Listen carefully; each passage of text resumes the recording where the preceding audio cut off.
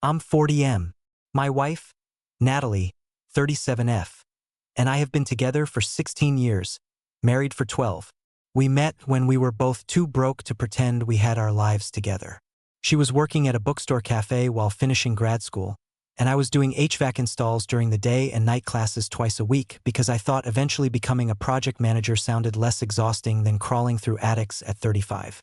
Back then, everything felt simple. We rented a tiny apartment above a laundromat where the walls shook every time the industrial dryers downstairs kicked on. In summer, the place smelled permanently like detergent and hot dust. We used an old card table as a dining table for almost a year because we couldn't afford real furniture. And honestly, those were still some of the happiest years of my life. Natalie used to wait up for me when I worked late jobs. I'd come home sweaty and sore at midnight and find her half asleep on the couch with a blanket around her shoulders and some terrible reality show still playing quietly in the background. She'd mumble, "You smell like insulation." And I'd say, "You smell like bookstore coffee." Then we'd laugh like idiots and go to bed. That's the version of her I kept trying to find again during the last 2 years of our marriage. The problem is that sometimes the person you miss still exists physically, but emotionally they already left months ago. Maybe years. We never had kids. Not because we didn't want them originally. Life just kept happening. Timing kept slipping. Promotions, layoffs, family illnesses, mortgage payments, fertility appointments we never talked about afterward. Eventually, the silence around it became permanent. Still, I thought we were okay. Not passionately in love every second, but solid, comfortable, real. We hosted cookouts in the summer, argued about paint colors, split Costco runs, sent each other stupid TikToks during work hours. Normal marriage stuff. If you asked me a year ago whether I trusted my wife, I would have answered without hesitation. Completely. That's what makes this so difficult to explain now. Because betrayal doesn't usually start with obvious evil. It starts with tiny changes your brain refuses to categorize correctly. Original post. The first thing that changed was her phone. I know every Reddit cheating story starts with, "She became protective of her phone." And honestly, I used to roll my eyes reading those posts. Now I understand. Because it's never just the phone. It's what the phone represents. Secrecy, distance, a hidden emotional world you're no longer invited into. Natalie used to leave her phone everywhere. Kitchen counter, bathroom sink, couch cushions. Half the time she forgot where it even was. Then suddenly it was always in her hand. Always face down. Always angled away. At first I barely noticed. People go through phases. Work gets stressful. Privacy changes with age. But then little moments started stacking together. One night we were sitting on the couch watching a cooking competition show we both liked. She laughed at something on her phone. Not a polite laugh. A real one. The kind she used to have with me. I smiled automatically and asked, "What's so funny?" And her entire expression changed. Instantly, like a curtain dropping. "Oh, just work stuff." Then she locked the screen before I could glance at it. That moment lasted maybe 3 seconds. But my stomach remembered it. After that, I started noticing everything. She began taking quick work calls outside on the patio. She started bringing her phone into the bathroom when showering. At night, I'd wake up and see the glow of her screen under the blanket beside me. Whenever I moved even slightly, the screen went dark immediately. It's terrifying how quickly love can turn you into a detective against your own will. Around the same time, her schedule changed. Natalie worked as a regional coordinator for a healthcare nonprofit. Mostly remote, occasional travel, long meetings. Again, believable. But suddenly there were constant emergencies. Late client dinners. Weekend strategy sessions. Unexpected overnight conferences. One Friday, she texted me at 8:40 p.m. saying, "Don't wait up." Team dinner turned into drinks. That shouldn't have bothered me, but it did. Not because of jealousy, because the message felt emotionally cold. Like something sent out of obligation instead of connection. I replied, "No problem. Have fun." She heart-reacted the text. That tiny detail crushed me for some reason. No actual response. Just the little red heart. Like I was a coworker. I stayed up anyway. pretending to watch basketball while checking the clock every 15 minutes. She came home around 1:30 in the morning smelling like expensive perfume that wasn't hers. I noticed immediately because Natalie almost never wore perfume herself. Strong scents gave her headaches. When she crawled into bed, I asked quietly, "Good night, MMHM. You smell different." She froze for half a second. Then, Claire sprayed everyone with samples from some boutique near the restaurant. Claire was her co-worker. I'd met her twice. I said okay, but my brain held onto that moment like a splinter. The paranoia didn't hit all at once. Came gradually, slow enough to make me question myself constantly. I started replaying conversations after they happened, analyzing facial expressions, tone shifts, pauses. I hated the person I was becoming. One Sunday morning, we went grocery shopping together like usual. There's this stupid tiny memory I still can't shake. We were standing in the cereal aisle when her phone buzzed. She checked it and smiled unconsciously. Not a huge smile, just soft, warm, intimate. The kind people smile when they feel emotionally safe. Then she noticed me looking and immediately put the phone back into her pocket. The smile disappeared so fast it almost hurt physically to watch. I asked, "Who was that?" "Work." On a Sunday morning. At 9:12 a.m. I nodded anyway, because once you start suspecting something, every reaction makes you feel insane. If you push too hard, you're controlling. If you stay quiet, you feel weak. If you trust them, you feel stupid. There's no emotional position that feels safe anymore. My friend Marcus noticed before I fully admitted it to myself. Marcus and I have known each other since high school. He's the kind of guy who says uncomfortable truths gently but directly. We were having beers in my garage one night while pretending to organize fishing gear. Eventually he asked, "You guys all right?" I laughed automatically. "Why?" He shrugged. "Natalie just seems checked out lately." That phrase hit harder than if he'd accused her of cheating outright. Checked out. Because that's exactly what it felt like. Like she was physically present but emotionally standing near the exit. I tried defending her immediately. "She's stressed." "Maybe," Marcus said carefully. "Just don't ignore your gut forever." I got defensive after that. Not at him. At reality. Because admitting something felt wrong meant risking everything. People don't realize this, but denial is sometimes an act of emotional self-preservation. Your brain protects you from truths you're not ready to survive yet. Then came Evan. Evan worked with Natalie. I'd met him once before at a charity event. Clean-cut, confident, one of those polished corporate guys who somehow looks expensive even in casual clothes. At first, he barely registered in my mind. Then his name started appearing constantly. Evan handled the presentation. Evan says the Chicago office is a mess. Evan stayed late too. It became background noise. Until one night around midnight.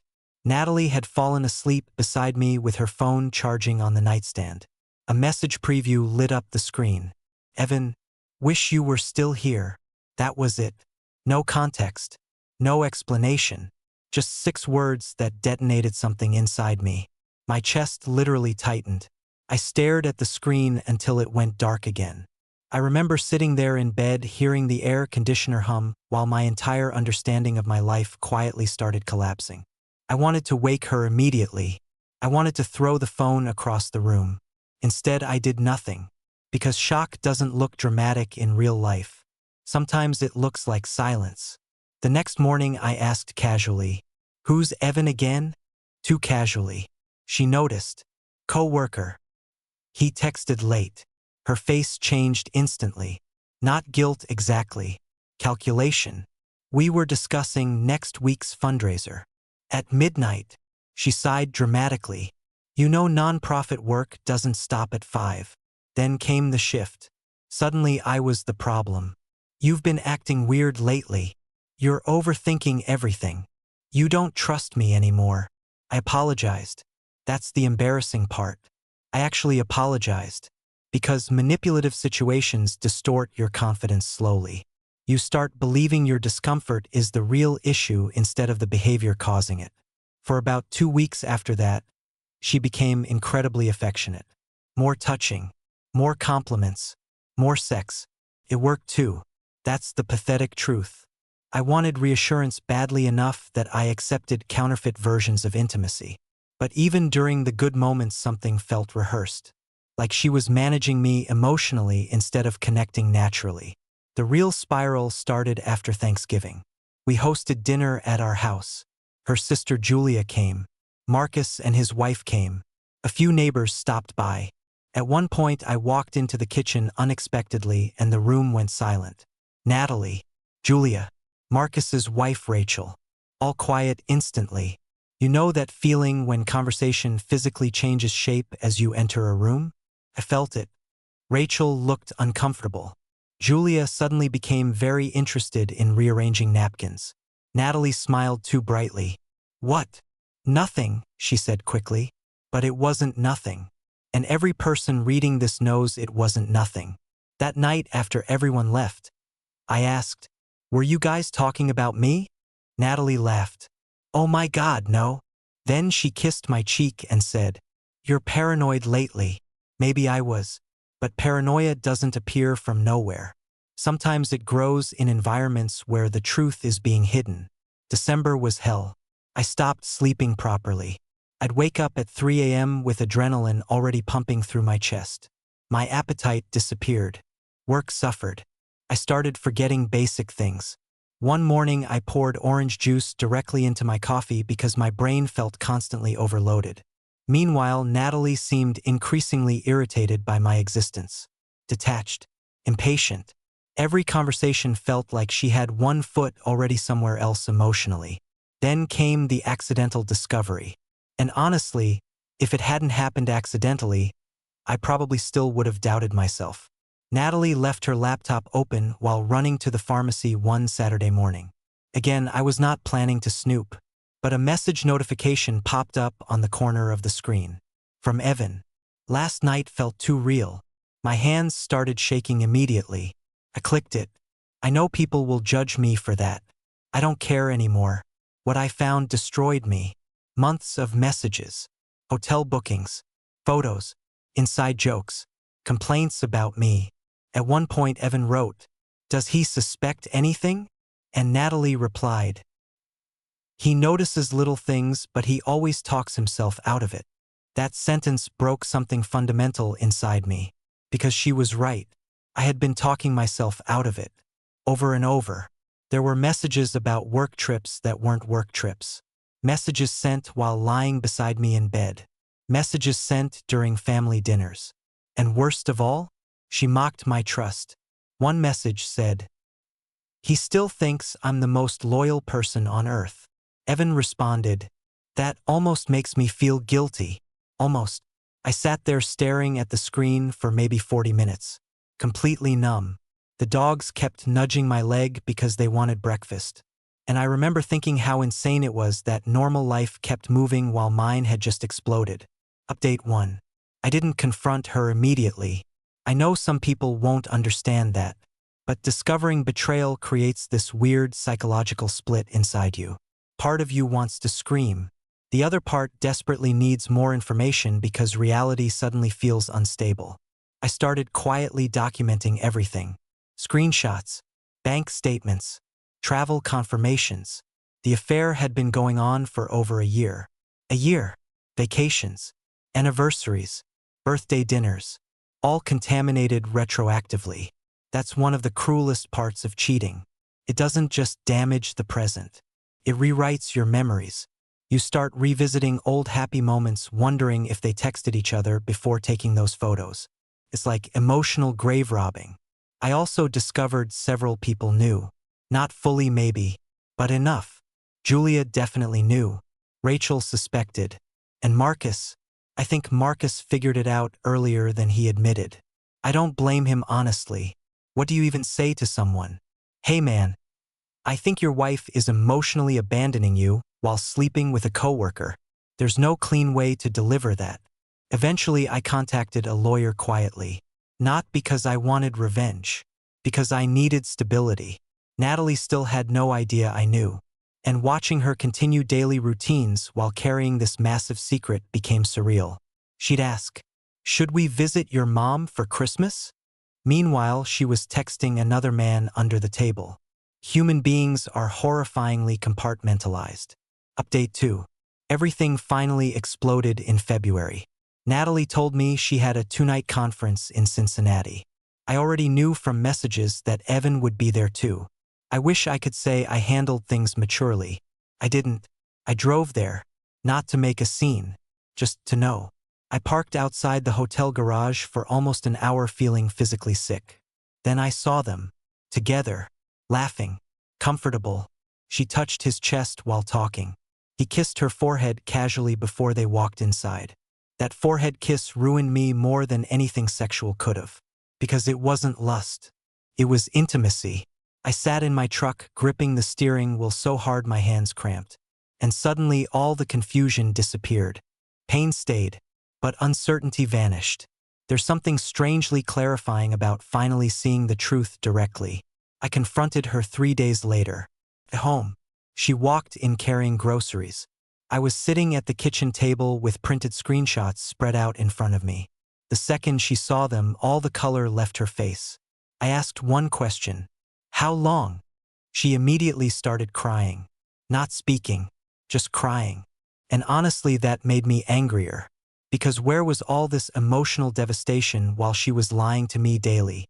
Eventually, she admitted everything. The emotional affair started first.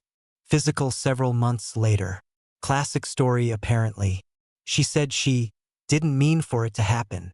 I laughed at that. Affairs are thousands of choices, not weather events. Then came the part that truly broke me. I asked, "Did you ever love me while this was happening?" And she whispered, "Yes." That answer hurt more than if she'd said no. Because it meant she could love me and still destroy me slowly at the same time. That realization changes how you see people forever. Final update. We're divorced now. The house sold last month. Watching strangers walk through rooms where your entire adult life happened is an indescribably strange experience. Natalie moved into an apartment downtown. As far as I know, she and Evan are still together. I honestly don't ask anymore. Marcus helped me move into a smaller rental house near the edge of town. There's a workshop in the garage. Tiny backyard. Quiet neighbors. It doesn't feel like home yet, but it feels peaceful. And after the last 2 years, peace feels more valuable than happiness. I still have bad nights. Certain songs destroy me unexpectedly. Phone notifications still trigger anxiety sometimes. I still replay old conversations searching for clues I missed. Trust doesn't regenerate instantly after betrayal. It rebuilds slowly, painfully, like learning to walk again after an injury. But I'm functioning. Therapy helps. Fishing helps. Routine helps. And weirdly, honesty helps most. Because the worst part of the affair wasn't sex. It was psychological erosion. Being slowly convinced my instincts were irrational while reality was actively betraying me. If anyone reading this is currently stuck in that fog where something feels wrong but you keep getting told you're imagining things, pay attention to patterns. Not isolated moments. Patterns. Love requires trust. But trust without honesty becomes self-destruction eventually. And sometimes the hardest truth to accept is this. The person breaking your heart may still hug you, sleep beside you, ask about your day, and smile at you while doing it.